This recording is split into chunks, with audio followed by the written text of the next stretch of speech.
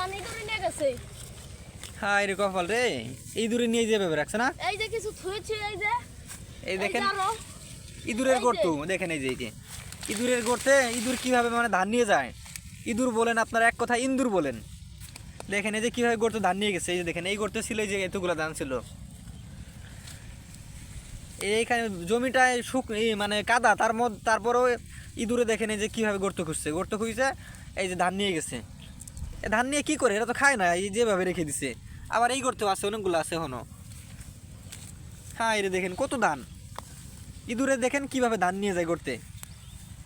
হ্যাঁ এই অনেক ধান আরও আছে। কত ধান নিয়ে গেছে। এই যে নগদ ধান নিচ্ছে, মানে কালকে নিচ্ছে সম্ভবত, আনলে আজকে এই যে সকালের দিকে নিছে। হ্যাঁ এই একটা ধান নিয়ে খায় নাই, মানে মানুষ তো